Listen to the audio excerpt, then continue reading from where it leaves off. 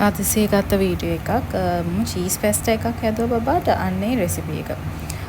ඉතින් මේකට බබා කන එළවලු ටික කැරට් බෝංචි සුදු ලුණු චූටියට කපලා මම එකතු කරගත්ත ලුණු කුඩු කම්බිරිස් කුඩු බබා කන ප්‍රමාණ වලට දාගත්තා. දාගෙන මම මේ දැන් ටෙම්පරාදු කරගන්නවා තෙල් එකේ. ඊට පස්සේ මම මේකට වතුර ටිකක් එකතු කරගන්නවා මේ ටික හොඳට තැම්බෙන්න.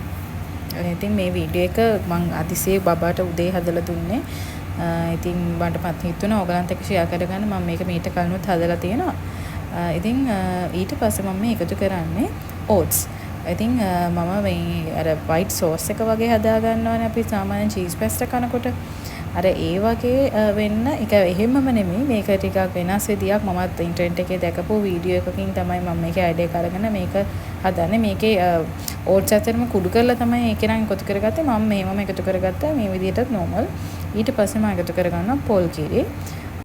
මේ ටික ඔක්කොම එකතු කරාම මමුතුම රසයක් එනවා. මේක ඇත්තටම අපිට කන්නත් මාරම රසයි. අපිත් මේක කනවා සමහරවිට වැඩිපුර හදාගෙන අද නම් වෙලා තිබ්බේ නෑ.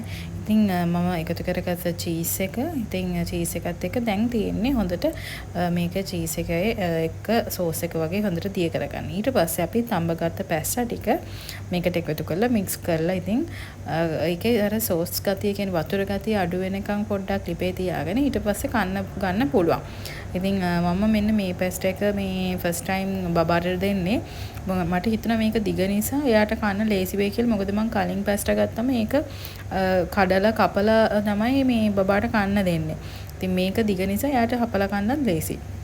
ඉතින් ඔයාලටත් දැන් ටිප් එකක් මම කිව්වේ මගේ එක්ස්පීරියන්ස් එකත් එක්ක.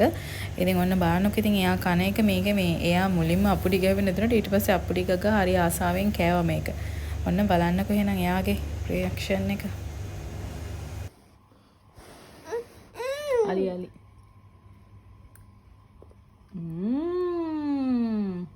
Like it? Yummy?